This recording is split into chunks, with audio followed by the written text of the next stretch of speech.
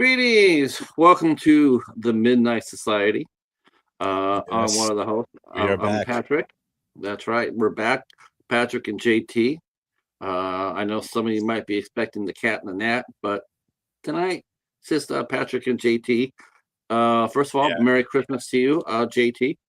Yes, thank you, man. Merry Christmas, happy holidays, and to everybody out there. It is Christmas Eve right now. Yes. So we're right on the cusp of the holiday. What's up, Ginger? We have Ginger in here. Oh, hey, Jason. All right. He's already into Christmas Eve because he's featuring. That's right. Yeah, he's gonna be celebrating Christmas before we do.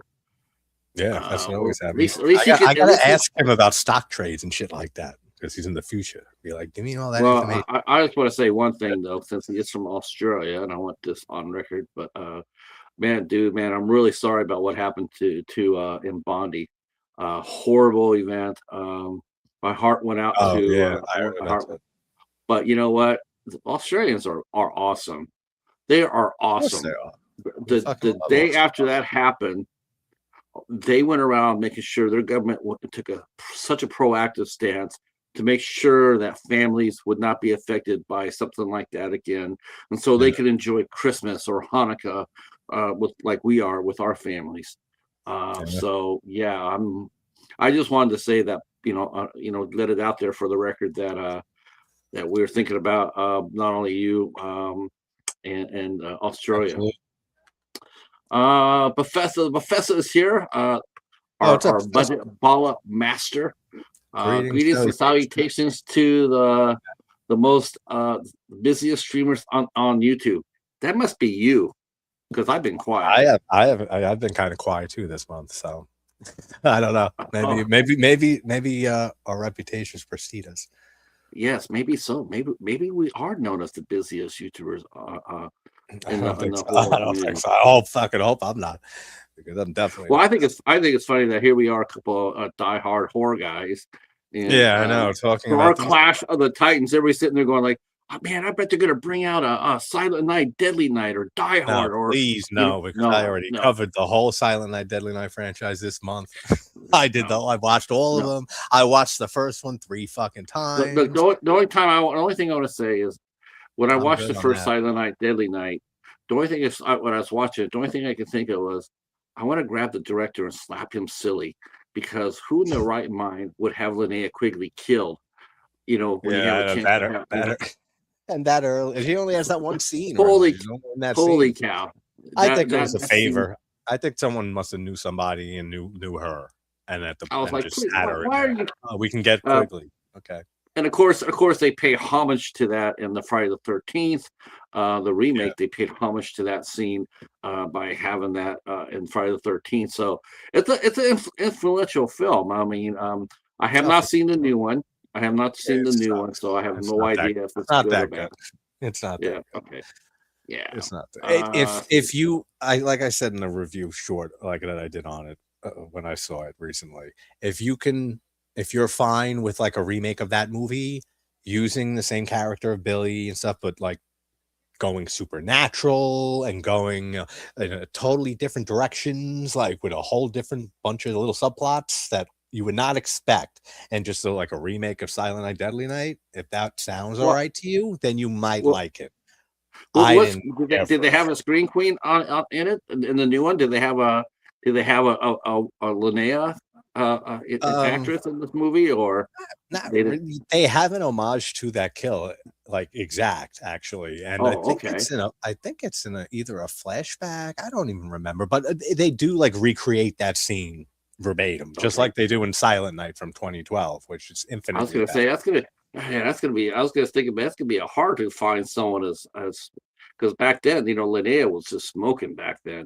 She was so well known, and I'm just thinking, wow, who would you put up there, as far as the Scream Queen goes? I'm sure they somebody must have known her for Silent. I mean, how many movies did she do? How big was she by 84? She was pretty big. In the horror world, like in that genre. So I'm sure. I think it was. We can get you in this role. We can get Linnea Quigley. She's popular. She'll do a nude scene. Like we'll get her in. But you know what though? Think about the time though. Think about the times. yeah. You know, she wasn't getting paid in no money. She wasn't going to see any royalties or anything like that. Well, yeah, that's how it was. Especially Yeah. with cheap, low budget movies like that. And then I'd say it got even worse as the VHS era rolled out and direct to video, because then those actresses, like a lot of those actresses and actors who worked for nothing budget movies that went direct to video, those people never making money from anything that they did back then. Which well, sucks. we can actually say, we can't say this for this round of Clash of the Titans. That won't be a problem as far as the budget goes or a cast goes, because you and I both picked out two movies that have absolutely well, I mean, Scrooge has a bigger well-known cast, bigger budget, but that's the Christmas Train also has great cast in the Christmas Train. Christmas Train holds its own with this cast. A lot of cool actors in that. Joan Cusack, I love. I liked her in this. Oh gosh, she's so Train. cute. Yeah, I've always liked Joan Cusack. She's so cute. She's so cute in this. She is in everything. Everything I see her. Yeah. Just her awkward, the awkward way that she talks and moves and crinkles her nose and like the mannerisms and stuff. She's adorable, and I love Joan Cusack. I really liked her in here. Going back to the chat real quick. Okay. The Professor and the Ninja are saying hello. Professor says, as a sleazy producer once said, they get paid to work to get paid in work experience back then. Yeah, Professor probably is right about that. JT, I think he's he's probably right. Definitely I bet if we ever got a chance to ask that a question of Linnea, I think you and I and everybody would be absolutely shocked at how little that they got. We still see that we without going off on our movie, but we still see that today in independent films. We still see really talented actresses in horror that are not the getting Blair Witch paid Project. For their talent. Yeah, I've never been a fan of that movie, but my God, they got raped. They got raped with the money they should have gotten. Yeah, they came out many times. Michael Williams and Heather and all three of them, and Joshua Leonard. I mean, he's the only one that really got paid what did anything after. Yeah, they never got really paid like what they should have, for a very, very small amount of the insane money that the Blair Witch Project made. So I mean that's something they've been fighting about, I think, for a while, for years. About they never got a fair share or their fair cut or anything like that, which is a crime. Well, when did Silent Night, Deadly Night come out? 84. So only 4 years later, Scrooged hit, 1988 with Richard Donner, and it had a budget of $32 million, which had Bill Murray's salary built into that. So he made $6 million for the movie. There was anticipation in his contract because he took a break from acting after Ghostbusters and whatever other film came out that year, and then this was his movie coming back. Yeah, that was it. That was the movie. And you know what? Honestly, that is a movie that slept on. The Razor Edge is really, really good. That's what it was. It was that what came after Ghostbusters the same year, I think, and then that was his last movie for 3 or 4 years until they got him back for this. Hey, Dom. Happy holidays. But yeah, happy Richard Donner. Richard Donner, of course. Unbelievable. Now, of course, we know Richard Donner because he directed basically the first Superman movie and a bunch of other great classics. The Omen was his breakthrough. The original The Omen, and then you had Lethal Weapon, and this, I don't know how involved he was with the sequels. Didn't he direct a lot of the sequels? Pretty sure he did. Which one? And the Goonies, Donner did a lot of stuff. I mean, he did a ton of stuff. Yeah, he's got one hell of a resume. In looking at Scrooged, it's interesting because it sort of follows the follow Bill Murray's career, and honestly, it's like the older I get and I look at his body of work and his acting, the more I'm just bummed out by it, because he was so good on Saturday Night Live, and then he came out with still my very favorite Bill Murray movie, even now, still my favorite one of his, It was the first movie that he did called Meatballs, and he was such a really gentle, sweet. He played that part so well. I mean, that movie's awesome. But then you watch him in this movie is him at his like most bitter, cold, like. But I mean, I get that's the role that it's supposed to be. But I feel like you could see it on him. I know you're talking about where you're going with it. Like you could see it, the frustration on him, like during the movie. Is that kind of what you're getting at? Like with Murray, I just noticed kind of that see he's not free spirited as his normal self. No, like he was good in the first Ghostbusters, right? Like the first Ghostbusters. He was absolutely he was insufferable in the sequel. Hated him, still hate that performance. He was horrible on that. And I felt sorry for the person I really felt sorry for Ghostbusters 2 because he worked so hard on it. And that was Dan Aykroyd. And at that point in time, I wasn't the biggest Aykroyd fan, but I did really enjoy his performance in Ghostbusters 2. But Bill Murray he was improvising throughout the whole damn movie, and it wasn't good. It just wasn't good. That. I mean, that's his thing. I mean, Donner said about this movie, they both had words to say about this film, that it was like Misery working on it, that came from Murray, and then Donner said that he's a very creative guy, Murray, but he could be difficult to work with, and there was a whole bunch of that going back and forth.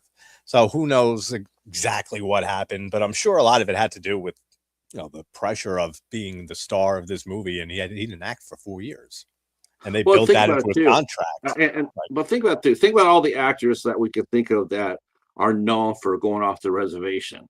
Someone like a Ryan Reynolds. Nicolas Cage. Improv. Nicolas Cage.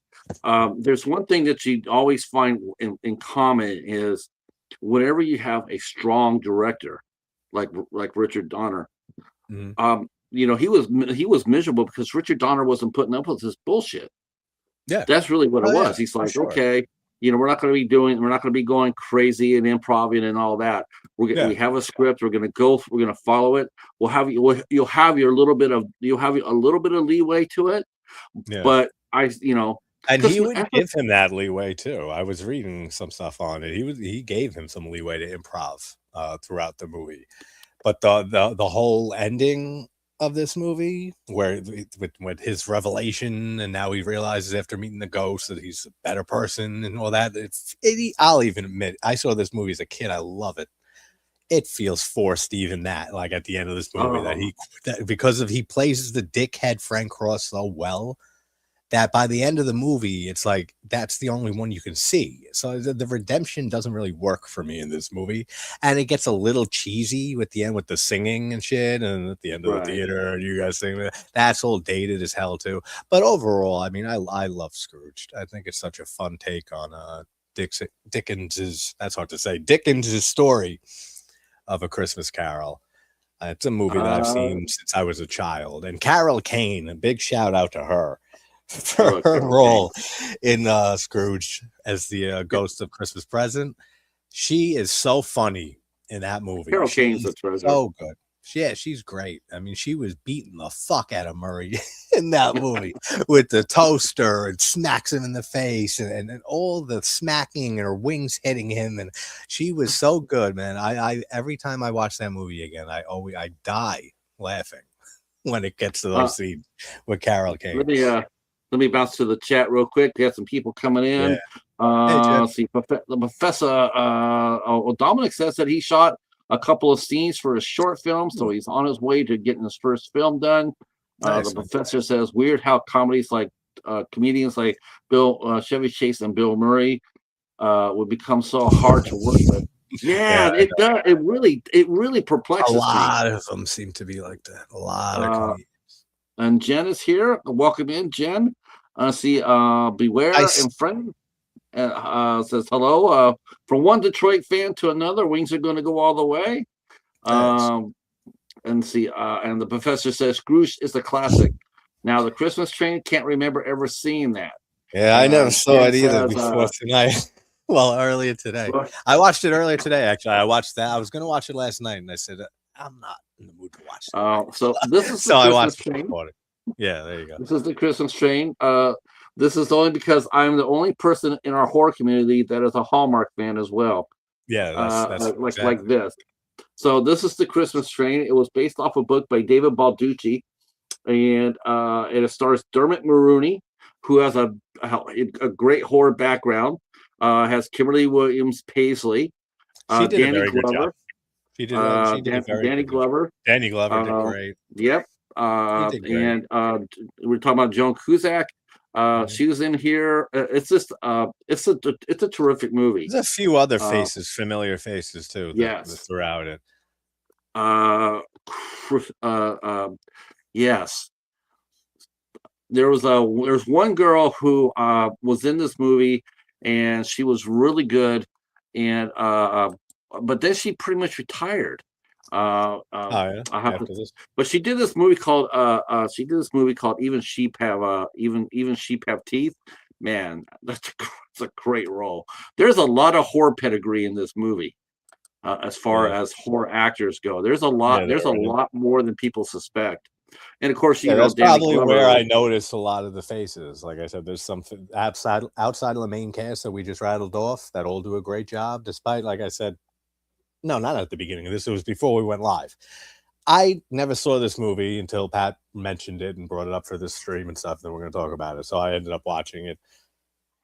Not for me, but that's also because I'm not a Hallmark movie fan. I'm not a romance movie fan. I'm not a Christmas romance movie fan. I'm not really a Christmas fan in general. So basically, you're just stacked against me. So basically, what you're saying is, the Christmas is not for the Gnat. So you and the Grinch and the Gnat, no Christmas. Not, because I love Scrooged. No Grinch, no Grinch, no Gnat. No bitches, no gnats allowed. We're gonna put those signs everywhere from now on every thumbnail on the stream. No gnats, no Grinch. No, but it's a good movie. It's a well-made movie for made for TV for a Hallmark film. It's a well-made film. It's a very there's a reason for that. Very well written movie too. There's definitely a reason for that, and that is the director or writer did like a ton of them, right? Like 30 something. Right. David Baldacci is a novelist, and most of these movies that Hallmark does, whenever they're based off of a novel, they're generally much stronger than the ones that they have in-house writers. And you see your typical Christmas movie. I mean, if you want to see some typical Christmas movies, I put 5 of them up on Dollar Theater this month. If you want to see what that's all about, just typical Hallmark movies, for the most part. There's 3 or 4 of them I did that have those in-house writers, but the ones that have books, they're based off books, they tend to be a lot more stronger stories. And they have Hallmark gives them a bigger budget, because this is a bigger budgeted film that Hallmark did. Most of their movies are like $2 million. Yeah. This is how much is the budget for it? I would dare say for this one, I probably with the actors involved in it, probably between $6 and $8 million. Yeah, I don't think they busted the bank for it. I didn't think they break 10 million with that, but that would be impressive. If they did 10, if that was a $10 million budget, I'd be very surprised that it's that high. But it's a really good movie. It definitely has a lot of familiar faces. If you watch Hallmark movies, you'll see a lot of familiar faces. Even otherwise, there's a lot. Well, I was shocked when I saw this movie. When I got this movie, I was really surprised by the level of the cast, because it was like, most of the time, Hallmark movies are with generally their own stars, like Candice LeRae or Lacey Chabert. But when they go into the Hall of Fame, they bring out some heavy hitters. They go out there; they're not afraid to go out there and grab a well-known star and put them out there. And there's a lot of stars that have done Hallmark movies. Seeing Danny Glover in there, I mean, that was like. You know what he reminded me of in his character, and it's only because I recently rewatched the movie, like in the last few months. Richard Donner. No. You're fucking sick. The guy, what's his name from The Shining, but his role in the Twilight Zone movie, a Scat Man or some shit like that. Oh, Scatman Crothers. Yes, thank you. Crothers. Yeah. In the segment of the Twilight Zone, Spielberg's segment, when he makes them all kids, all the old people and stuff, that was the vibe I was getting from Danny Glover in this movie. Like, just like that whimsical, like he has that, he knows the Christmas magic's in the air, right? And he's gonna but you have to he has this whimsy about one thing though. You have to admit one thing. The Christmas train ending, the Christmas tree ending, it's better than Scrooged. Yeah, I would give it that. I actually was wondering what was going to happen at the end there with that whole little reveal, because of the conversation early on in the movie with the married couple before they get married, and she says something about her grandparents and the what was the girl's name? The Tom's girlfriend that they get together at the end. I forget. Right. I have to go. Let me drag her up. I need to. Let me go grab her. But they say to her that the girl who gets married, the couple that he hired, basically, actors, but we don't know that to the end. But she says to him, or to both of them sitting there, that it was her grandparents, and then the girl says, "I thought it was your parents," and she says, well, I'm just nervous, and I get things wrong," something like that. Right. That hints that they're lying about something, and then I kind of forgot about that until later on, and I said that never got resolved. And then when they found the script and stuff like that, I said, okay, that makes sense, because there was definitely something there. It was interesting. Her name is Kristen Zen. Okay. She retired from acting, which is a real shame, because is that the one you were talking about? Yeah, she's stunning. She's absolutely stunning. And and then they have, like I said, about as far as the horror movies go, you had there's one girl who I've seen do a lot of sci-fi movies, and that was Holly Alyssa, who played Layla, Dermot Mulroney's girlfriend that joined the train. She's done a ton of I've seen her before. I can't think of exactly what, but I have seen a handful of people in this movie in horror films. And we talked about Dermot stuff. I mean, he's done a lot of horror, more recent years too. And then I thought it was interesting, actually, though, that the Christmas Train was directed by Don Oliver. His name is, right? Who he wrote Hello, Mary Lou, Prom Night 2. That's a cool favorite. Prom Night sequel. Yeah, that's my favorite in the Prom Night movies. I thought that was really, really cool.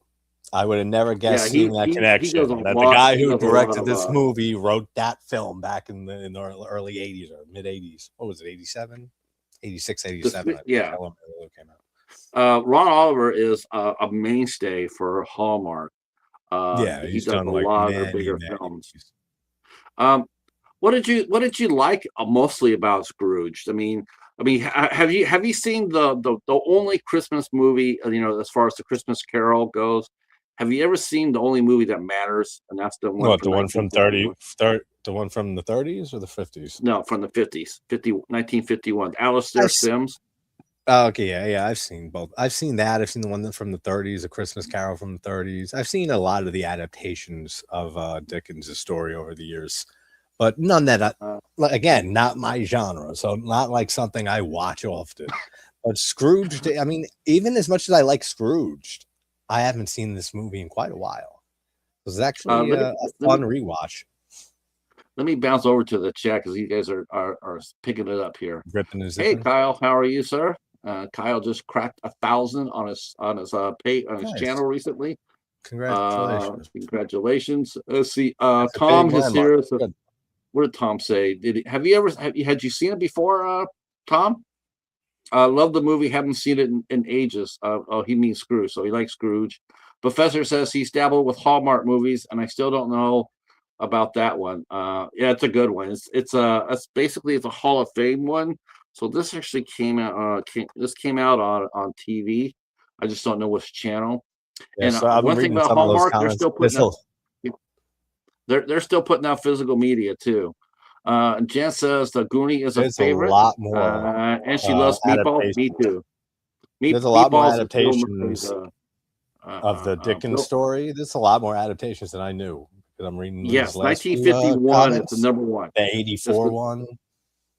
That's the number one though. 1951. That is the true. That's a lovely movie, and I watch it every year. 1951. Alastair Sims plays Scrooge, and it's a beautiful movie. And that ending, I don't. If you're not, dabbling your eyes at the end of that movie when he comes to his senses, then you don't have a heart. Let's see. Let's see what else here. What's up, Dan? Happy holidays, man. Hey, Anthony, how are you? Glad you're here. Let's see. Jen says Bill Murray did a great job with Cruise, but I never know why he's so difficult. Yeah, because he's a comedian who likes to improvise. It's that simple. There's so many comedians that are like that are very hard to work with, that directors have stated many times are very hard to work with. It's because it's in their nature to improvise. That's what if you really go back, though, like I said before, if you go back, like he had take a look at Ryan Reynolds. Hold on here. Take a look at a Green Lantern, right? You see Ryan Reynolds go out there and he trashes that movie every chance he gets, right? And it's you watch him and he just dogs on that movie every time that he does. But go back and see who directed that movie. It's Martin Campbell. Guy does James Bond movies, right? Well, guess what else he does? Guess what else he is? Guess what else he is? What? He's a strong director. He's not gonna lose his set. Basically, he's telling he's gonna, and that's, to me, it's like, isn't that funny how all these guys like Murray and Chase and Reynolds, they always talk about a movie, how they had such a horrible time on it or whatnot. But if it's always a director who's very strong-willed. Yep. Yes. Exactly. Always. Yeah. And that means he has a strong vision. It's a director who has a very strong vision for their work, and they don't want to see as much rob from their vision. It makes sense, and that's why you see it a lot, because of like I said, because comedians like that tend to improvise a lot. It's in their nature. So when that clashes with a director who has a real distinct vision, you're always going to have those kind of stories. I mean, Scrooge sounds like it would be other than the ending. It sounds like it would be just a lot of fun to write and to act in. I mean, they brought in 2 writers. They had a hard time with it. They had a hard time writing the ending scene. Because he did such a great job. Murray did such a great job of being such an asshole of that. Like you said before, when he comes around, you're just like, it's just, I know he's got help by the 3 ghosts of Christmas. But that's still not going to change his character overnight, because that's how it feels. That's exactly how it feels. It's like, all right, he's gonna. This feels like he sings and dances for the night, and then he's back to a prick in the morning. Like, that's exactly what you would think would happen logically. This guy didn't have no major revelations that's changing his life forever. But that's what I love about Scrooge, is that it's very cynical. It's a very dark humored movie. It's a very dark take on Christmas and consumerism and all of that. I mean, it's a very different adaptation, and I think that's why it stands out, and it's still very popular all these years later. Even if it wasn't that big. What do you think about this at the time? Why do you think that? Why do you think that? It seems like every up and coming actor, because Bill Murray, he was still relatively new as far as movies go, and he had been off for 4 years. But I just want to know one thing: why does Hollywood always put these type of comedians into familiar stories like Jim Carrey, The Grinch? I know what you mean. Think of all the people who've done The Christmas Carol. There's other actors that've done it. The Girlfriends of the Past or something like that with Matthew McConaughey, which is basically the Christmas Carol, but with girls. I mean, they always seem an interesting movie. Actually, I never remember that. Unless you just brought it up, I would have never remembered that. Yeah, it was different. But they always they always want to seem like, as soon as they get a comedian, a hot comedian or an actor, they want to put them in a Christmas Carol. It's like either the Christmas Carol, fucking Robin Hood, or King Arthur. It's like those 3 right there. We got a new star. We're gonna put them in. We're gonna put them into. That reminds me of the great Mitch Hedberg, the stand-up comedian who has a bit that he used to have in his act, that he'd say like, you know, you spend all this time being a stand-up comedian and stuff, and then you finally make it and they want you to do something else. So it's like, oh, it's like, okay, cool. You're a stand-up comedian. Can you act? It's like, we want you in this movie. And it's true. It's funny as hell because they'll take comedians like that and that are popular and they'll try to shove them into other projects just based off their success as a comic and a comedian. And it doesn't always work.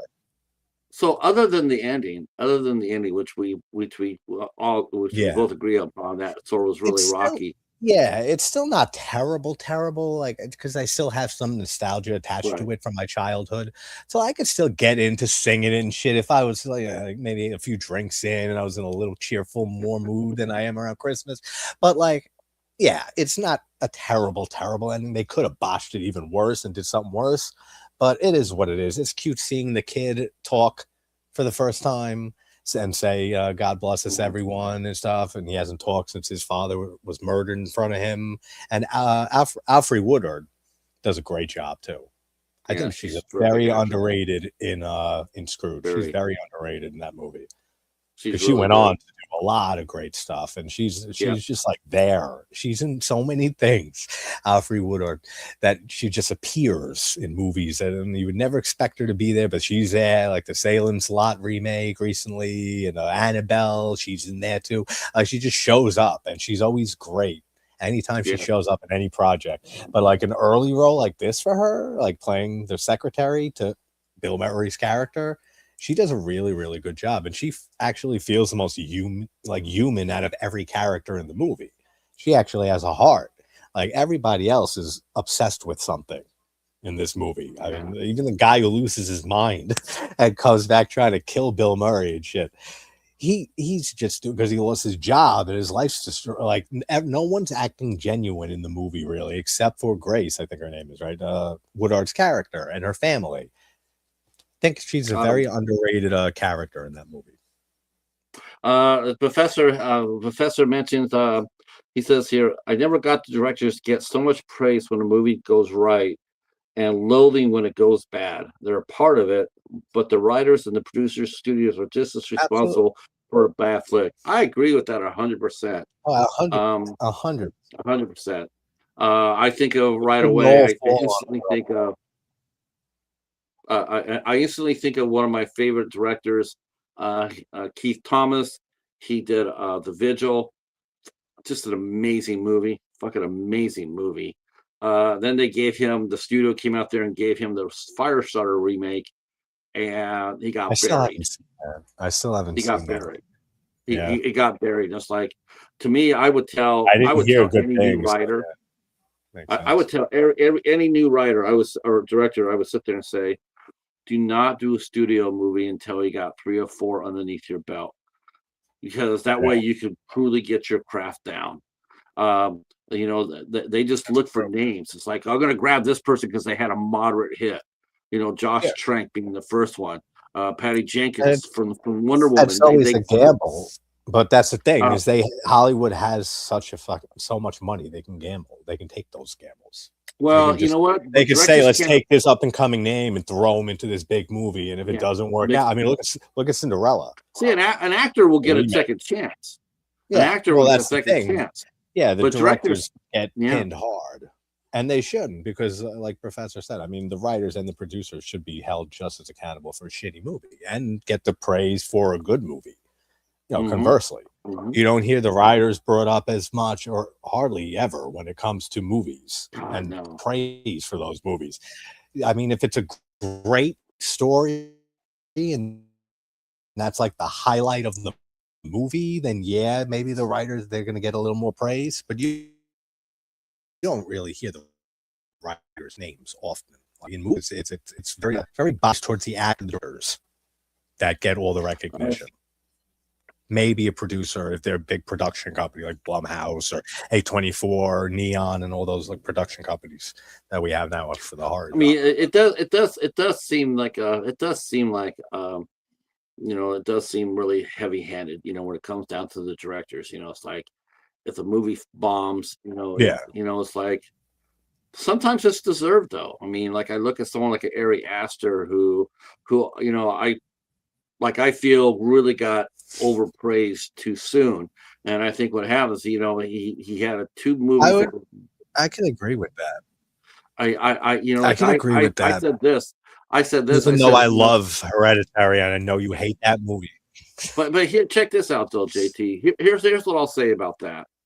If Ari Aster had started off with Midsummer, and then Beau is Not Afraid, and then whatnot, if he had come back and he had done Hereditary now, based on what he knew going into it, I think Hereditary has a chance.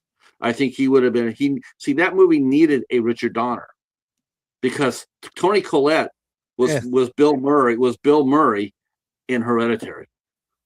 All over the place. Wild. Her performance was over the top. Her performance is amazing in Hereditary, and I'll die on that hill. But there's never going to be an argument there. Yeah, it is. No, I do. See, I think it is. I think Hereditary is a masterpiece. Now, but I will. Yeah, I got it.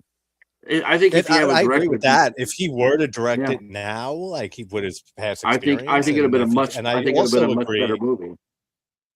I also agree with you when you first started out saying about like if he didn't release Hereditary first. I feel like he did get too much praise early on, even though I do feel for me and many people, Hereditary lived up to that praise. But him as a director receiving all of that praise on his first feature film, I can absolutely support that argument. The ending was just, I mean, her performance was terrible. Sure. Let's see. Terrible. Oh God. Let's see. It is terrible. That's a terrible performance. All right. Let's see. Let's see. Tom says bankable names. That's why. Yep.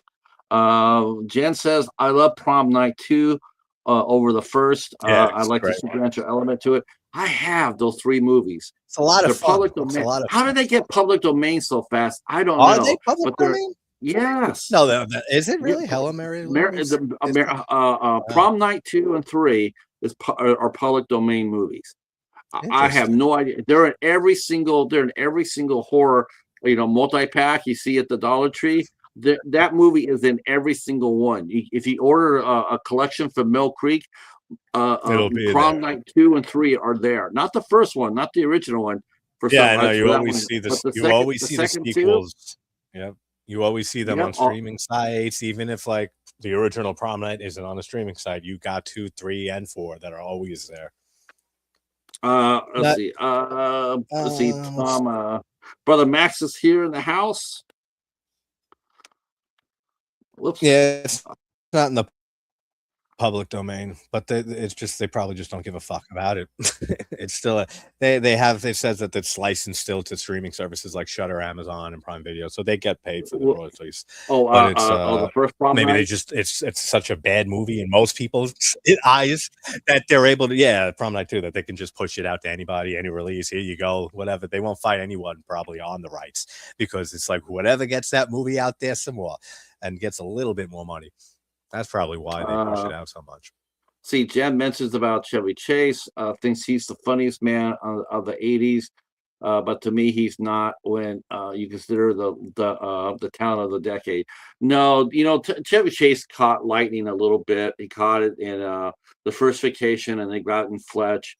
But he really never was a grabber. He was more like he was a comedy guy. But they try to put him up with some. They try to put him up with some romance movies, like A Foul Play with Goldie Hawn, but it never clicked because he just didn't have that, in him. He never saw him as a romantic lead. He saw him as a comedic lead, and I guess he was fine with that. But as far as could he have done a Christmas Carol?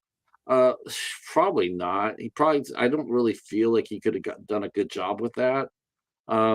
And of course, I watched him in Community. Everybody's talking about him in Community. He was okay in that. I mean, but he definitely was way down on the wheel when it comes down to performances on that show. I mean, he had some moments, but Jesus Christ, that guy. I think it's one of the reasons why he got so upset was because honestly, he was like the bottom man on the totem pole when it came down to getting the laughs and getting some really good stories. I mean, he just wasn't that funny in that show, and I believe that he is very bitter. I think he's a very bitter man. I was never a big fan of Community. I never got into it though. No, never got it. Community. I watched Community it like an episode or two here and there back in. Yeah, I never watched it. I watched it a little back in the day, like here and there. That was it. I saw Danny Pudi before I ever saw the show. That came out around like after The Office U.S. version and Parks and Rec were like big. How about if you're going to switch out? And then Community was added to the slot. If you could switch like out that time slot, I remember. If you could switch out Bill Murray from Scrooged, if you could switch out Bill Murray from Scrooged, who would you switch him out with? That's interesting. Who could play an arrogant dickhead asshole and then have a believable redemption at the end? Let me put that to the chat too. I'm gonna put it in the chat. Let's see what they say, and I'll stew on my answer. And you think so? Anybody who's seen Scrooged with Bill Murray, if you had a chance to swap out Bill Murray, and we want you to swap him out. We don't want you to sit there and say he's perfect because we don't want that. We want to know if you could switch out Bill Murray and Scrooged, keep the rest of the cast as is. But if you could switch out Bill Murray and Scrooge, who would you pick? Yeah, that's an interesting one. I gotta think. Because you want someone, like I said, you want someone to play I'm thinking in terms of what might make it even better because of the whole ending and being hard to accept his redemption. So who would be good at being able to portray both sides of that coin better maybe than Murray did? How about this? How about this for I think would have been really good as a not him. I was looking at my screen for a second. I was looking at my TV. And I saw Will Arnett, and I thought for a second, no, Will Arnett would be way too goofy in a Christmas Carol. And Scrooge did that role. How about this? How about this? For my pick, it's going to probably be a cliche, but this is who I would have picked because he has the gravitas to pull it off. I would have picked John Candy. Yeah, he definitely would have been able to pull it off. He would have been able to pull off the dickhead role and the redemption. Yeah. I mean, that's a great pick, actually. I'd love to see a version of Scrooge actually with Candy as Frank Cross. That's actually a very good I like him as I want to see him as Scrooge. I don't want to see him as a Ghost of Christmas. That's what everybody will put him on there, right? Probably because of his physique. Bullshit. Put John Candy as Scrooge. And somebody who I think could do a good job, even if it's not like to be exact like Murray in this movie, but like has that dickhead and could be lovable. Jason Bateman. No, he's too much like Murray. I don't think so. I think he can do a better job because he can play that likable side a little bit more. Well, I think he had to go back and do a movie like that. Jason Bateman is not a warm actor. He's not a warm actor. I know that. Never warm up to him. I know that would. Yeah, if you're an Arrested Development fan, which I'm a huge fan of, then you absolutely love that actor. I love Jason Bateman, and he's definitely done a lot of roles that aren't that type of dickhead character. Even though he did get typecast as that because of Arrested Development, basically. That was like his breakout role. He's never come across as a warm actor, even when he was a young guy. Even with I remember seeing him in the very first TV show I ever saw him in called It's Your Move. He was already planting the seeds of that of his acting. He has never been an approachable actor on screen for me. I see him, he's funny, whatever, but he is not someone I feel warm and cozy with. If they put him in a romantic lead, I couldn't buy it. I couldn't buy him because he's just like Chevy Chase. He's sarcastic like as hell. Yeah, he's sarcastic as can be. And you can't have that in a movie like Scrooge. You can't have that in a movie like Scrooge. You have it with Bill Murray. Let's see, Steve Martin. Okay, Brother Max said Steve Martin. See, the professor. That's what? That's an interesting pick. That's more. Oh yeah, James Woods. I saw that a few minutes ago. You know what? I like it. I like it. Yeah, that would be interesting because he could definitely play the scumbag dickiness and play the lovable redemption arc too. Yes, Yeah, it's the lovable part. Professor. It's the lovable part that gets you because you know what? Because James Woods, if you think about all his performances, name one that reaches out and grabs you as far as him saying, yeah, he could play Scrooge. I don't think he could do it, but I can. Yeah, no, I mean, I've never even been a big let me ask you the chat. But now that's a really interesting pick. It's a James great Woods in the why did you pick him, Professor? I always think of I want to hear this explanation for it because Me too. Always think of Casino, like Casino by Scorsese, and the Lester Diamond role that James Woods has in that, and I always forget until I rewatch Casino that he's in that movie because he plays such a grimy sleazeball so fucking well. Oh guys, it's always in that movie. I know, but in that movie particularly, he gets so like into the role for some reason. I don't recognize him as James Woods until I watch the movie again, and I watch that movie a lot, Casino, over my life. But he's a great actor at doing that, at being a scumbag, like you said, and he has that lovable side to him, even though I never was a huge fan of him. He has that. What movie have you ever seen James Woods have a lovable side in? Well, maybe Quitters Inc. in The Cat's Eye. I mean, he's not a complete dickhead in that. Okay, so I'm gonna bail you out here because you know that's what the cat in the net do. So James Woods did a series on TV called Shark. It ran for 2 seasons. I would have never remembered. Yeah, I know that. So he played in this series. He starts off as a hotshot defense attorney, right? In fact, we see him, defending this football player, this athlete, this famous athlete, because him and his wife had gotten into a fight, and he goes down there and he gets this guy out of jail, and he's just high. He's got his phone on speed dial. All his clients are calling him. He's just he's everything you expect from a high priced defense attorney. And even though the guy deserves jail, his character gets him out. Gets him out. And then later on, he gets called down again. It's the same guy who is a client, but this time he's finished the job. He's killed his wife. And so his character comes down there, walks in there, sees what he has done. It's really partly his fault because he knew the guy was dangerous, but he still went to bat for him. So after that, he says, you know what? I'm going to go to work for the other side. So he becomes a prosecutor. Yeah. The transformation of his character from being a hotshot, high price attorney, when he comes in there and sees what happens to his client's wife, you can see his whole demeanor just like his world crashed down and just changed to another point of view. And so for the first time and the only time I've ever seen James Woods in a role that he has a soul in. Yes, he would. You don't see it often. I mean, that's true. I mean, absolutely. I mean, Tom mentioned Videodrome.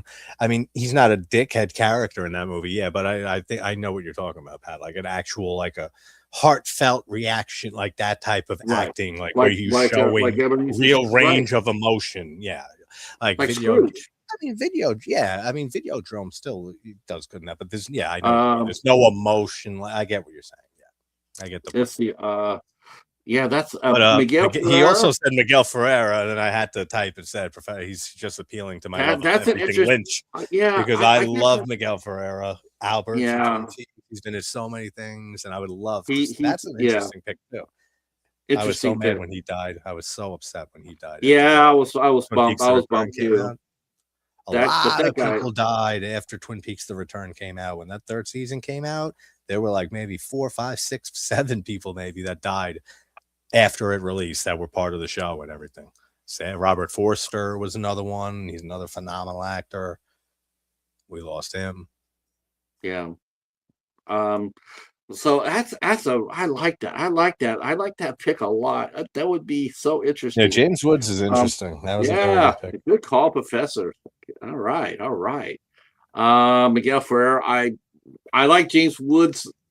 I think Ferrer doing it because Ferrer did go back and he did play while he passed away while in the role, but he did get a role because he's always played like sort of the smarmy character, but he did get a role to end his career and unfortunately his life on, and that he played an NCIS and he was the leader of the team, and his character was very caring and very compassionate. He wasn't a ball breaker. So he played that side too, like a good boss without the heavy hand. Yeah. Unfortunately, he passed away in that role. So see, Miguel Ferrer, because he can play sleazy like in RoboCop, but make a face to him like in the comedy. Yeah, and he also he's got an Star Trek.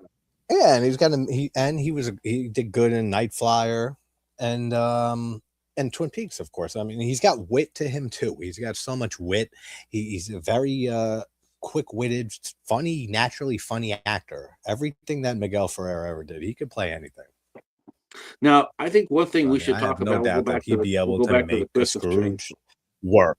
I want to revisit the Christmas Train for one reason, for a couple of things.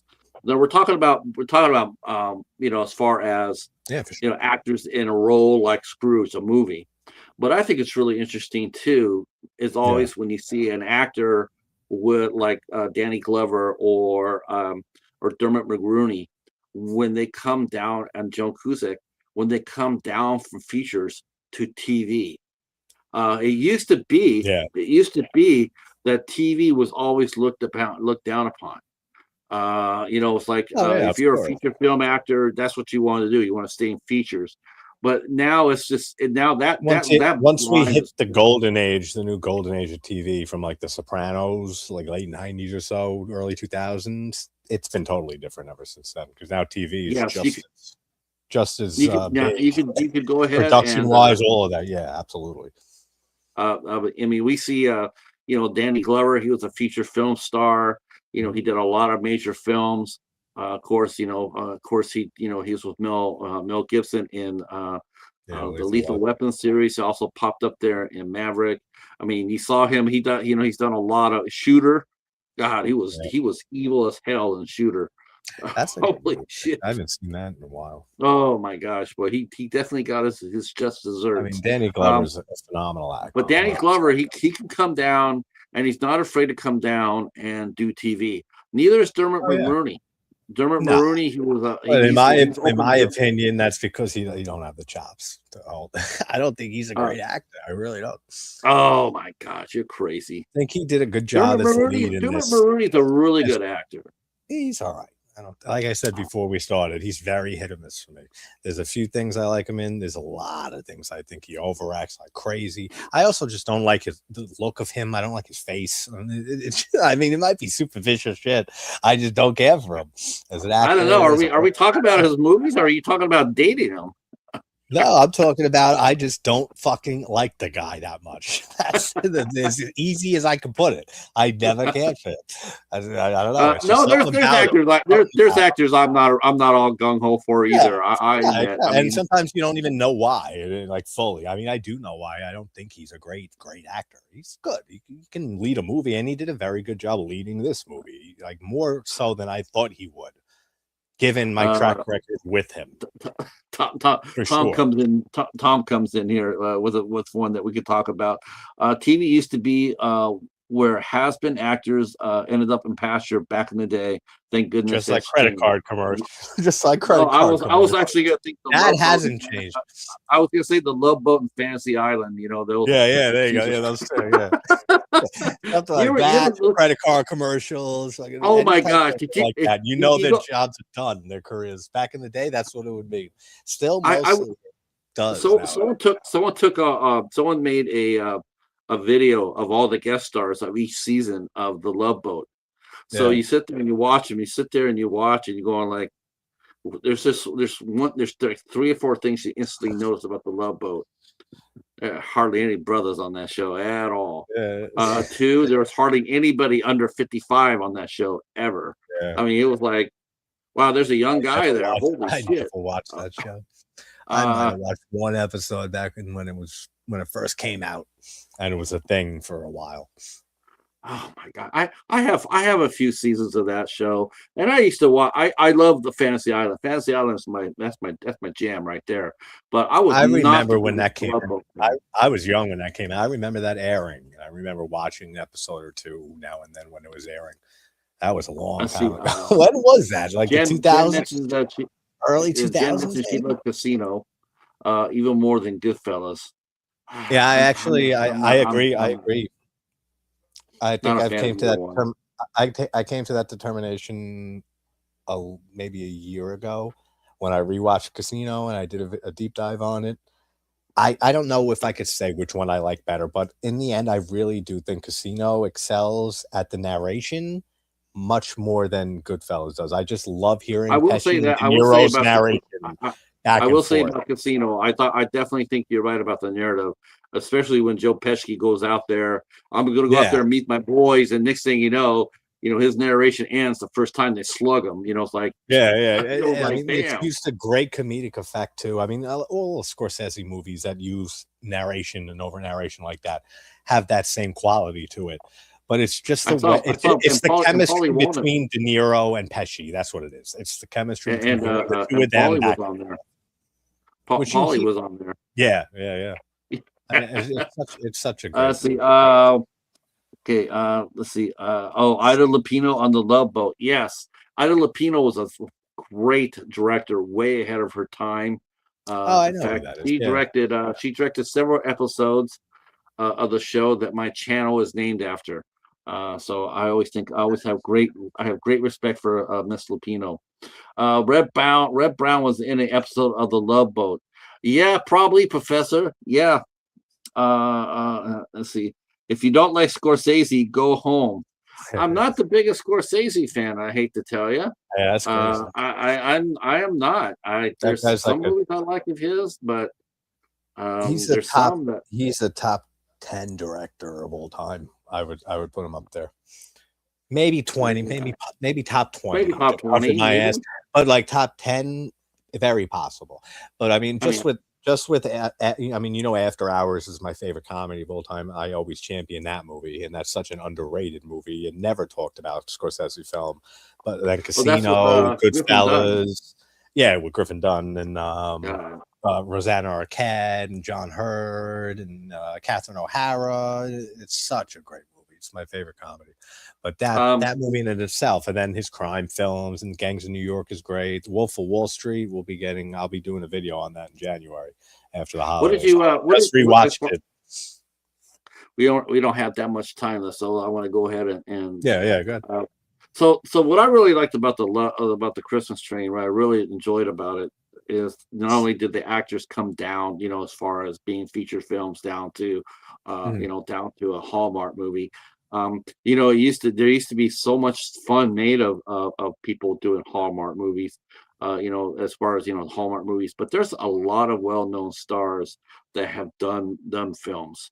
In fact, I reviewed one off of a movie that I saw last year, and I recognized him when I was watching the film. Um, Mm. Actually, both of them, I realized that Hallmark does a lot of casting. They're smart this way too. I think they're wicked smart. In fact, one of the reasons why I like the idea they did get Dermot Mulroney was They because know their he has audience, most likely. That's why. he has his fans outside of Hallmark. Like no, a lot of people that follow his career, they Mm. wouldn't think that he would do a movie, a Hallmark movie. Yeah, so it's gonna So bring they that fan follow base. him. Yeah. Right. He brings Oh that. yeah. He brings that. I think that's like the same thing with Danny Glover. Danny Glover is like Absolutely. the first thing you That think. might have The been the first thing biggest name in that cast. I right. mean, you see I Danny mean, Glover in this movie, you're and it's not like, thinking maybe it's worth right. checking You're it out. not thinking about Danny Glover when you mention a Hallmark movie. Yeah, Like exactly. and I like that. I like that. I mean, there's been. I mean, sheesh. I mean, one of my favorite ones was I mean, there's so many well-known names that popped up there on Hallmark, as far Yeah. as the names go.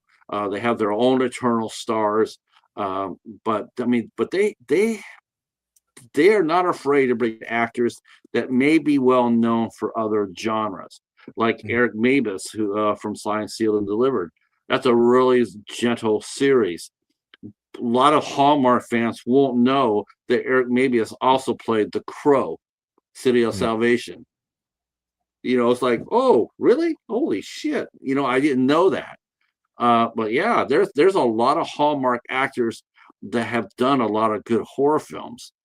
And then they come out and they do Hallmark movies, and you're just really impressed with the range, and the willingness to come do it, because they really are getting a fraction of what they normally would get when they do feature films. Absolutely.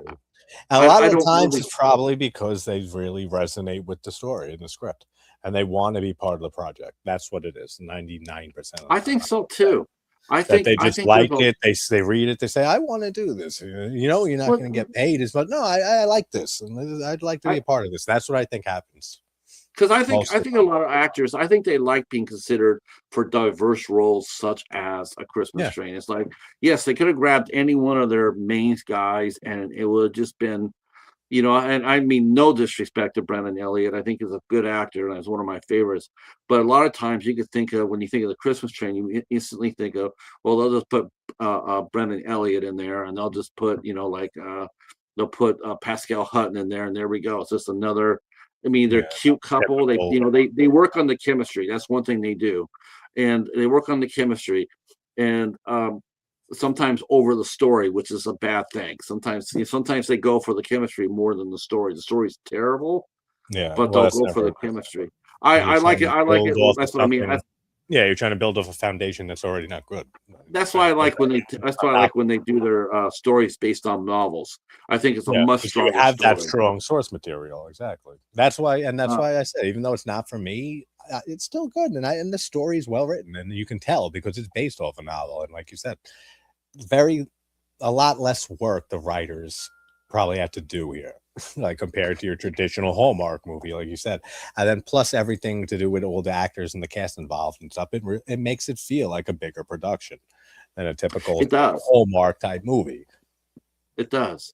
Now, I have not seen, I'm curious because it does seem like there are a lot more movies and projects being, more than ever. It seems like it does seem like a lot of stories are coming straight from books now. I mean, there always has been, but as far as like having a writer's room and you come up with an original idea, I see more and more movies and miniseries and whatnot. They're coming off based on books, and I really do believe that that's come up with their own ideas anymore. That's why. They go back to. Well, I mean, it's like, what ideas? I mean, what ideas are? I mean, to me, for Hallmark, I really, to me, I really feel like I can see the pitch meeting for this, and they're going like, we're going to do David Baldacci's Christmas Train, and I think that honestly, I think it's going to be more of people saying, like, okay, what's the story about? More than just to pick, because sometimes, like I said, sometimes the casting of movies of these movies can be cookie cutter. So when they do bring out somebody a heavy hitter, and no matter what you say about Dermot Mulroney, he still has chops. Yeah, I mean, they wouldn't put him in Scream. He did a good job leading the movie. Yeah. I mean, I just like you were saying earlier, like you don't buy like Bateman in certain ways. I don't buy this guy as a romantic lead. I just don't see him like that. Yep, wow. I never saw him like that. But for what he did and him being involved in being the character and stuff, I think he did a good job, better than I thought that he would do, based on how I feel about a lot of his stuff. Like his performance at the end of Scream 6 or 5, whatever the fuck it was, Scream 5, or one of them, who knows. But, I hate those movies to begin with, so there's already animosity there. But his performance in that movie was terrible. It was so bad. And that was another one that made me go, oh. And then when I saw Scream 5 or 6, I can't remember which one. Someone in the chat room knows will know. But I saw that, I said, and it made me think of him as an actor. And I said, this is why this guy frustrates me. Because you're setting yourself up. You know this, right? You're setting yourself up, right? The Scream talk. Goddamn well tonight when you're ready to go to sleep.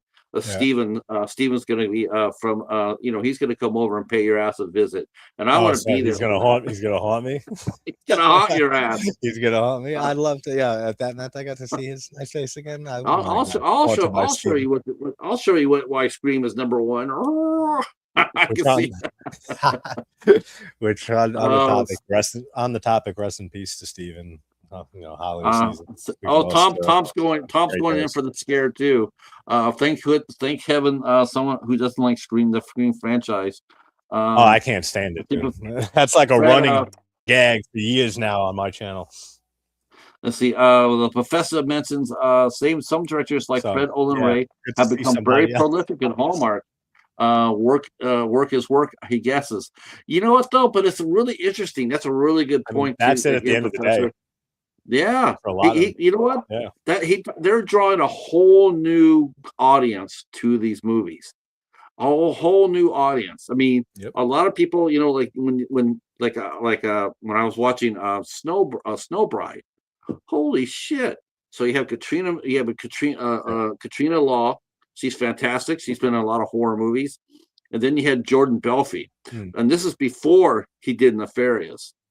Nefarious is a fucking amazing movie. No, I just watched that the other day, and I don't like it.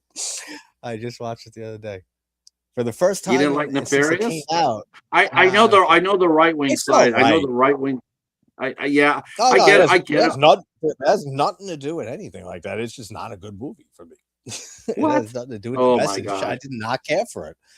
Not everything is because something aligns with people's beliefs and politics. Oh my gosh, nothing to do with anything. You think Sean Patrick Flannery was amazing in that film? Yeah, he was very good. Did a good performance. That doesn't make the movie great. See, a performance doesn't make a movie great for me. We're coming. You know what? We're coming back in January for another Clash of the Titans. Yeah. I can tell you that. We got to do a war. We're going to be bad. We're going to change it. We're going to change. It's going to be War of the Titans, and we got to pick some really controversial picks and shit. Right? That's right. Pick something really. Both of us have to pick real hated. Maybe that's something we do. Right, we pick both of us have to pick movies that are almost universally hated upon by the majority of people that we love. I could do The Shining and Hereditary right off the bat. Yeah, I know that's too easy for you because we all know that. So you have to pick another one. Any Tarantino movie other than Kill Bill Volume 1. Yeah. Actually, they just re-released the Kill Bill. Thing, the full version. God, I didn't get to. Have you tell me that you've seen Presents? No, Presents. Damn. Oh wait, you mean the movie Presents with the girl about the girl Presents? Yeah, when it came out. Yeah, that was a great movie. Oh, thank God. Because I hate that motherfucker. That's a beautiful movie. I hated that movie. Okay, so we could do a 3-on-3. We could do a 3. Oh my God. And I love when we do shit like this, and then when we go and start naming movies, and then it'll be one movie you name that I fucking hate, and it'll be a movie I name that you can't stand. See, I get back and forth 4 or 5 movies like that before we hit one that we agree on that one. Okay, cool. I just gotta make sure that you can actually keep up with me because how you were stuck in the 80s and the 70s. Dude, so you stole my joke before I even got to remember it before I started the stream, because I was thinking to myself this earlier, because I said you incepted my ass into picking Scrooged just so you could say, oh, another 80s movie, right? That's exactly I like Bill Murray. Don't get me wrong about that. I like Bill Murray a lot.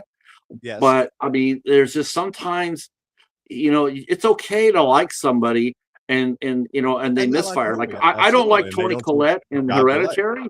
I don't like Toni Collette in Hereditary, but it doesn't mean I don't like Toni Collette the actress, because I do. I think she's a terrific actress.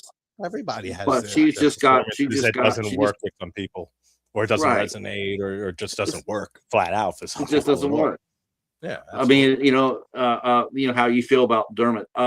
See, the professor wants to throw his hat into the ring too. He says he nominates the 2000 Black Christmas remake and Skinner Marenick. Yeah, but the difference is neither of us love those movies. I hope so, right? I like Skinner Marenick. Do you? I liked it a lot. All right, so then we have a possibility there with that one. Black Christmas 2019, though, you didn't like that, right? Oh, I always go for the second remake. Yeah, the one in 2006. I think that's I just can't watch. I like that one. I like that. I can't watch the first Black Christmas because Margot Kidder is fucking drunk at every scene. You were never she's drunk.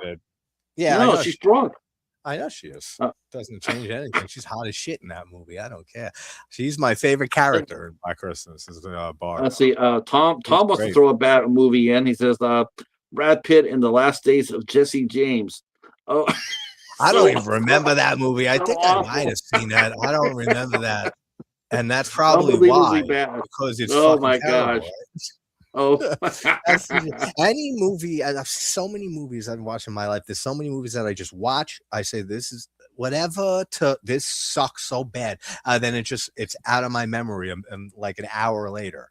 And the only ones that sticking around and I remember them are the ones that are that bad that I really don't like. That they like almost piss me off. And those are the ones I'll remember, like the Black Christmas 2019 remake. That's one. But like most of the time, like if the movie's not for me, I always remember the good movies more than I do the bad ones. Yeah, of course. You know, we like. Why would you? I mean, every movie that we watched, every movie that we've covered on the ISC show, man, I'm so happy about them. These make me happy that we've done that. You know, it's a lot of fun. That's also because IFC puts out amazing fucking movies. Like they 90% of the time. So I mean, that's 90% is fair. Yeah, 90%. That wasn't even going into even thinking like a second on it or anything, or like the percentages. I think Neon. I think A24. Yeah, 90%. I will say A24 is lost. Is a little bit lost. I think Neon has put too much pressure on Osgood Perkins. He is not really connected. He's not really connected with me since Black Coat's Daughter. Black Coat's Daughter is an amazing film. That's his masterpiece. That's his absolute masterpiece. That movie, Long Legs. I really loved. I know you didn't care for Long Legs much. Right? No, but, didn't care for that. Yeah, I really like Long Legs, but it was like watching The Village. Yeah. Oh, The Village. The Village. Yeah. I mean, you knew it was in the first fight. As soon as you saw the blind girl, you're going like, yeah, I know what's gonna happen. yeah, I know. The twist of The Village is so fucking stupid. I hate that. So you have to. It's a fun movie though. I like The Village. You can have fun with that. Well, you know what? Most of the time we talk about movies we both like. Professor, we talk about movies that we both like. Like I like Bill Murray, and I'm sure I like Carol Kane a lot. And Richard Donner as a director, I like him a lot. I'm sure, Scrooge is, even though Bill Murray might be a little bit manic about it, but still, I think, from what I've heard from everybody, Scrooge is a worthy film. You have to look at the story and the acting. It's still a good movie. And the same thing with The Christmas Train. It's like Yeah, go ahead. I was just going to say, I would never say that Bill Murray didn't do a good job in Scrooge. I mean, like he does a great job. I want to see it. It's just, he could have done more, knowing what we know of Bill Murray and what he's capable of. That's what I think the takeaway is for most people from Scrooge, right? Like with Bill Murray. I tell people, like, you really want to see Bill Murray act. If you want to see him actually do some acting, watch The Razor's Edge. Watch The Razor's Edge. Where the Buffaloes roam. That's another good one. Where the Buffaloes roam is great. Tom says, that was before. Welcome back, sir. How is it? Oh, what's up, Ginger Beck? Jason's back. Tom says, I like The Village. I saw it in the cinema. We did too. Me and my buddy Farm Boy. We went and saw it. I saw it too in the theater. I'm pretty sure. Yeah, I did see it. Professor says, okay, I got it. Long legs. You got long legs, and I get Skinner Moranik. Man, that's easy.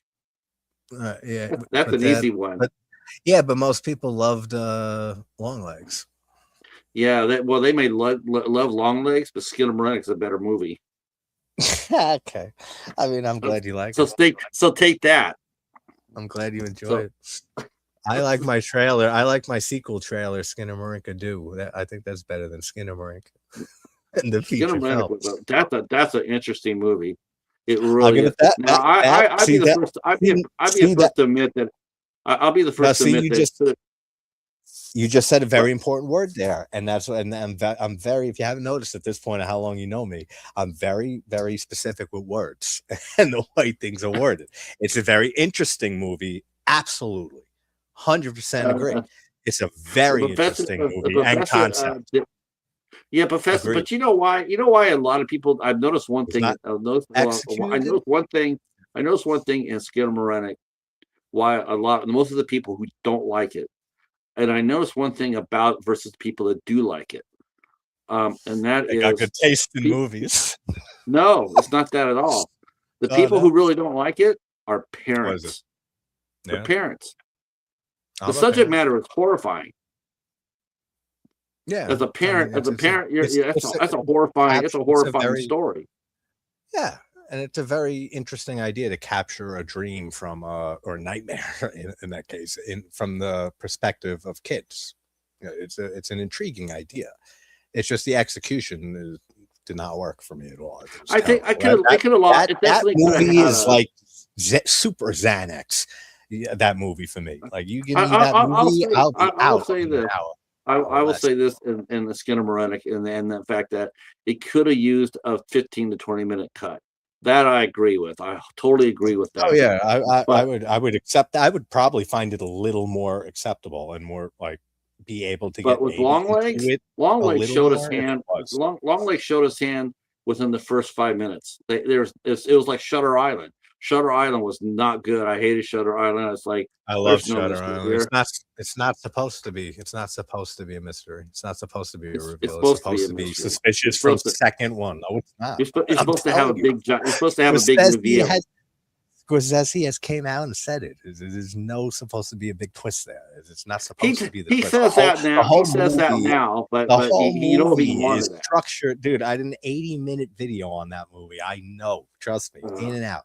It's not a reveal. It's supposed to be there. It's part of the natural progression of the story. From the second one of that movie, you know something's off. Yes, you know something's wrong. They know the progression. The audience is not supposed to know it's a progression. They are absolutely supposed to know. That's why there's a million hits. There's a million hits right at the beginning of the movie when Mark Ruffalo gives his holster. He can't take a gun out of a holster, and he's supposed to be a marshal, and he can't even get it out of there. That's in the first 5-10 minutes of the movie. I mean they showed it way too early. I mean, you're sitting there watching. It's not supposed to be that. The reveal isn't supposed to be like, oh, he's a patient there.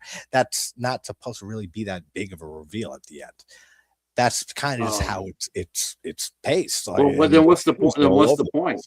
But see, I disagree because that's the whole point with the big reveal. Because what's the point? What we're watching? What are we watching? There's two different reveals, though. Which reveal are you talking about? Why are we there for over 2 hours? I mean, I don't want to sit there for 2 hours watching this guy. He's trying to solve a mystery. I'm with that. But they've already showed their hand, and it's like, wow. I mean, after I saw that, as soon as I knew that, as soon as they did the reveal, like when the first 5 minutes, I was just like, it was tedious. I was sitting there going, I was bored shitless. But then that's the thing. That's why there's 3 different interpretations of that movie. Are they drugging him and making him think that he actually is a patient there, or was he a patient there the whole time? Then you can go into the second thing there about the ending, is assuming he was a patient there the whole time. Was he really willingly walking into his lobotomy, or was he not? You can go, that's an interpretation all on its own. But the 2 different interpretations have pretty much been, are they driving him nuts, or was he actually really a patient there? And that's what it always was from the get-go. That's what it always was. Yeah. I mean, I knew right away that he was a patient, and I thought what they were trying to do. They're trying to, to me, it was like they're trying to figure out what happened. They don't know exactly what happened, so they take him back, run him through the whole scenario again, just to see exactly how did this crime happen, and then we know right away that he's not a marshal. We know that right away, and it's like, okay, so what's the point? I mean, what's the point of having the story unfold like that? So now this is a proper clash. And I was laughing. Yeah, I was laughing at that just now. He said, "Who would have thought that Shutter Island would be the catalyst?" See, we accepted the frontal lobotomy to stop his madness. That's the ending. I mean, that's how it is. There's no way of interpreting that. Like, that's the end. Tom says he went back and he was crazy and all that. No, he knew he was back as normal self. He didn't want to live with the guilt. He didn't know he was crazy. He didn't know. He didn't know he was. He didn't know that he was crazy when we met him. He thought he was on a case. No, exactly. He had the clothes. He had the clothes. He had the credentials. You know, they gave him the leeway. He actually thought that he was a FBI agent. You know, that's what he thought. He thought that's what or Marshall. He didn't come in there going like, am I going to get this right or wrong, or what am I? No, he came on and acted like a cop, but you could just tell right away that he wasn't. He just wasn't there. He wasn't there for that. So I just didn't. I thought they just revealed his hand way too soon. Same thing with Longlegs. Perkins did the same thing with Longlegs. He revealed it right away. As soon as we met the detective with his daughter. Oh my God! That was the end of the movie. It's like, okay, well, we know where this is going. Oh, that. He possesses that the foreshadowing was very heavy. That foreshadowing was super heavy with the police detective's daughter and stuff like that. You knew that was coming into play.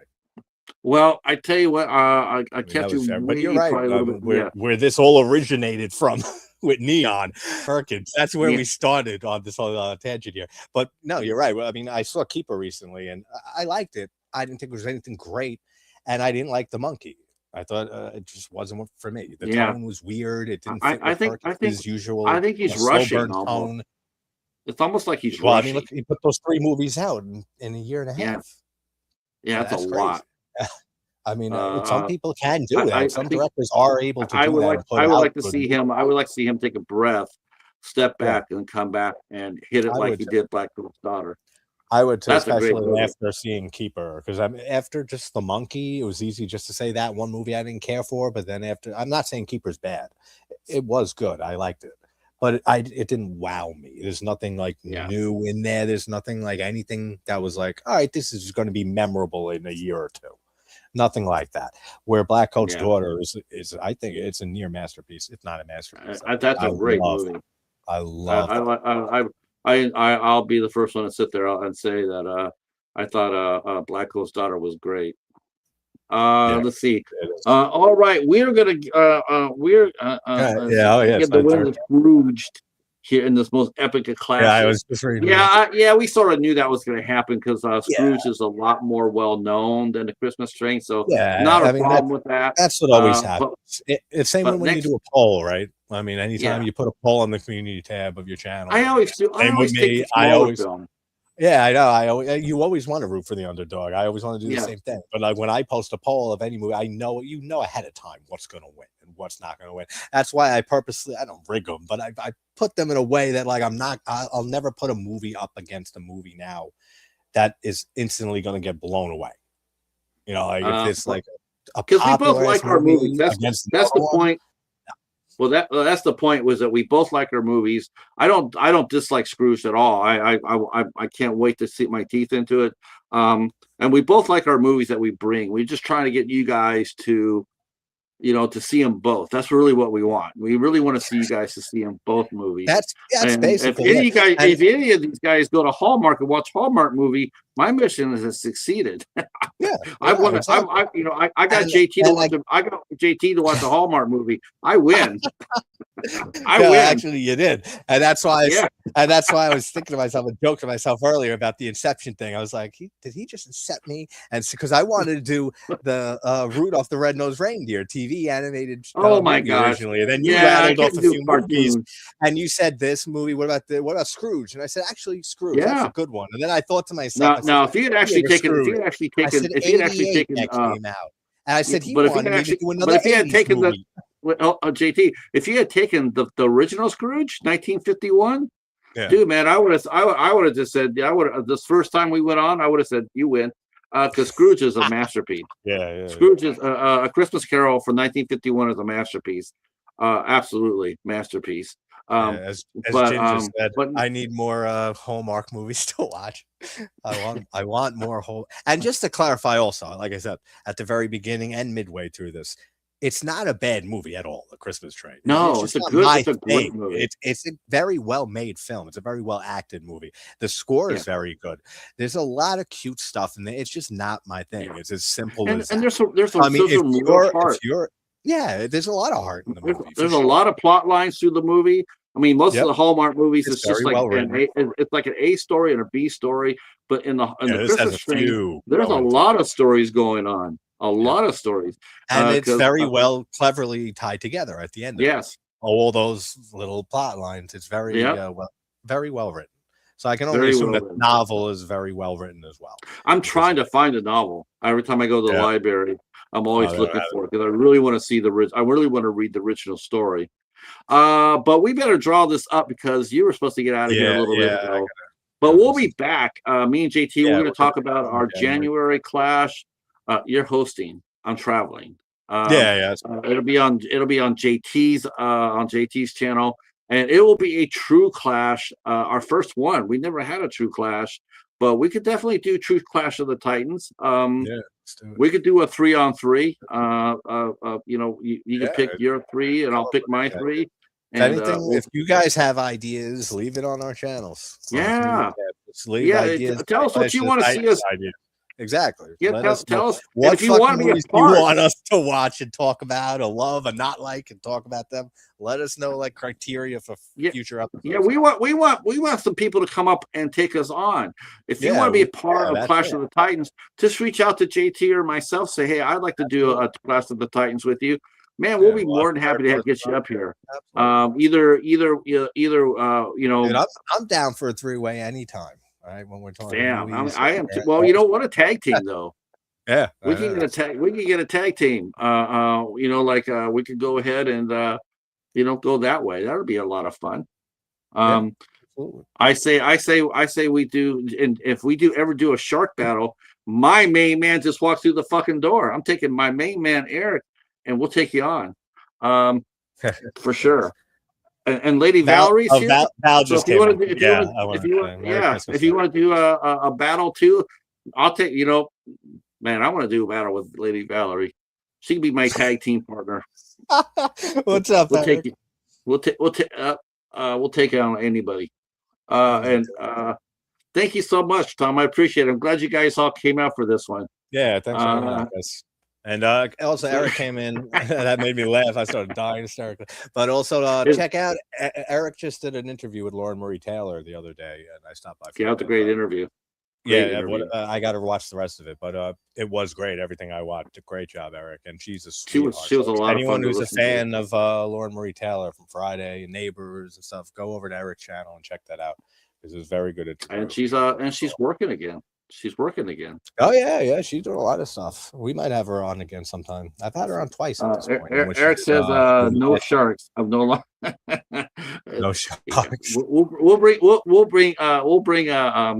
Well, you know what though? Maybe we'll have Eric do a Clash of the Titans, and he and I can do. We can battle over Corey. We can battle over Corey Feldman movies.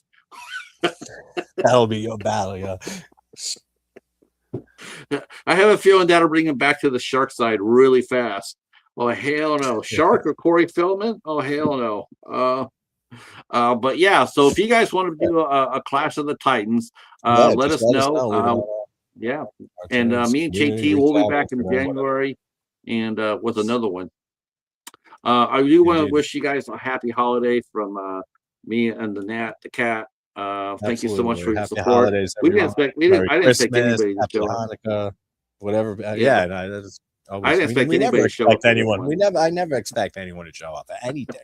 That's the number one rule. That's the best way to do anything.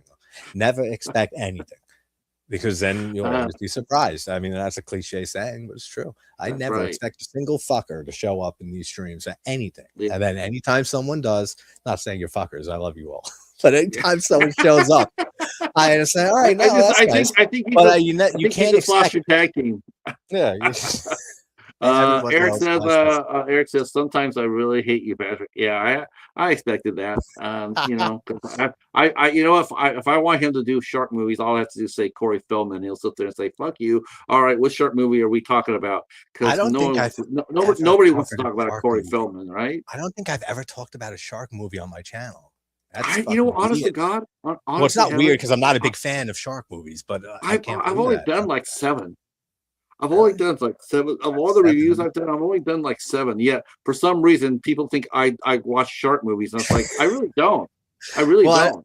Echo loves shark movies, and I know Eric does too. But Echo loves them. There's Eric a few people who love the shark movie. I've never been a shark movie fan, but that's wild. Now that I'm thinking about it, 1,300 movies. I've never covered a shark film. Okay, so Eric says he'll do a Feldman movie if I do a Kirk Cameron movie. You know what? That you're on. You're on. There you go. There you go. I'll do that. I do that. It's worthy. I got 2 Kirk Cameron movies. Oh, so you're prepared. There you go. Yeah, I'm prepared. I'm ready for battle. I think I got sent to me last Christmas actually. The Left Behind movies. Yeah, Bone sent them to me. I don't love shark movies. Patrick started with me that damn Wheezy Shark review of mine. It's one of the top reviews ever. Just the names of movies like that I will never watch. Those are the type of movies. Why? Because I'm just not interested. Because know the grade. It's not snobby. You know the grade of movie you're getting, and if I'm not interested in it, then why am I going to waste my time watching it? Horse snob. I don't know why. I don't know why. Yeah. No, horse snob. I don't know why. That's funny. What about those? Oh, look at all those great movies that Fred Olen Ray and Jim Wynorski did. They did a ton of great shark and creature feature movies. How can you sit there and deny that? Trash too, bro. They did a ton of trash, and I love Jim Wynorski. Yeah, but that's what makes it so much fun. Nobody watches Sci-Fi Channel for quality. Fun. Well, I'm glad you made the distinction because fun and quality are 2 very different fucking parameters for movies, and they're very different things to look at. You can look at any movie like that and have fun. You can look at but that's what I mean. So I said, look at Hereditary and go like, mostly. I look at Hereditary and go like, that's some bullshit. But then I can turn around to Ouija Shark and sit there and say, that's fun. I'd rather go with fun. I know it's not. That's the difference between people how they view movies. It depends on the movies. If sometimes you want to see something fun, sometimes you want to see a very well-made film. Sometimes you want to just be entertained. Sometimes you want to be taken on a journey cinematically, an adventure. You know what I mean? See, no, you can't. It's not garbage. It's fun. In fact, it's so much fun that Eric did Ouija Shark 2. Okay, so if it was so hated on, then why did you go and watch the review? Why did you watch the sequel? Yeah, embrace your shockliness. I love it. I did. Oh yeah, there's so many terrible his Shark Week reviews.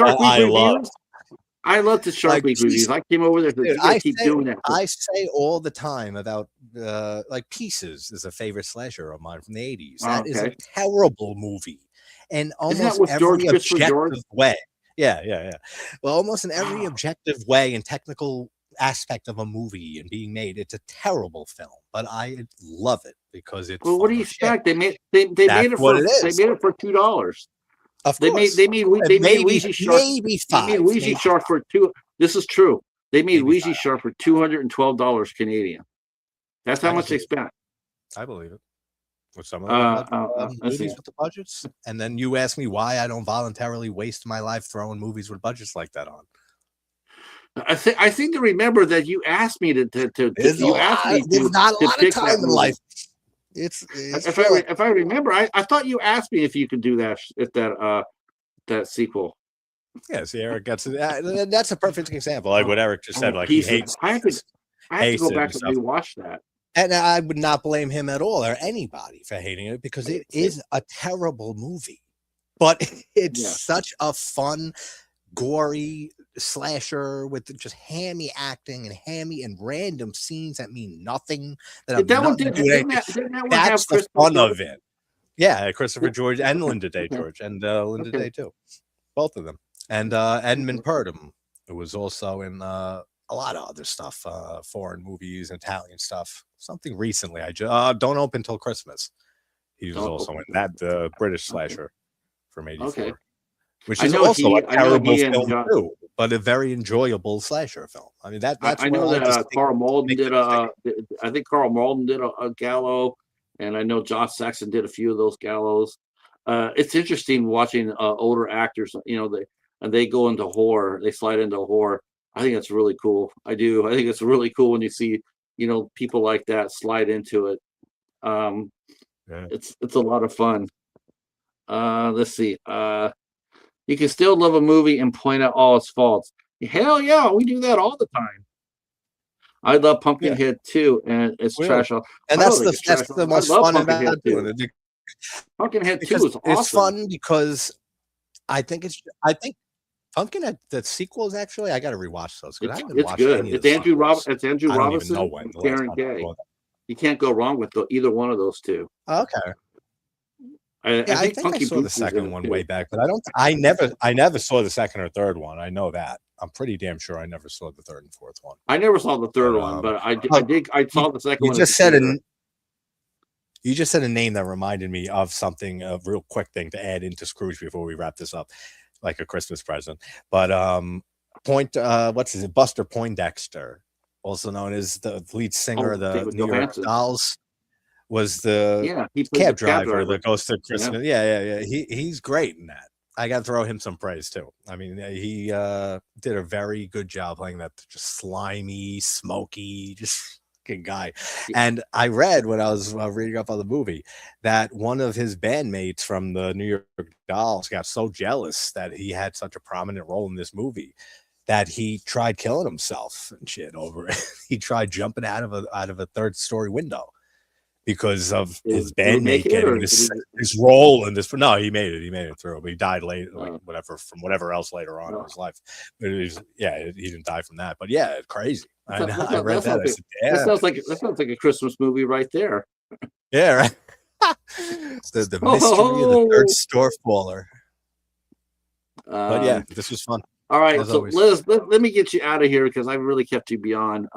Thank you guys all for coming in for the chat. Like I said, we heard us before. If you guys want to do a Clash of the Titans, just reach out and let us know.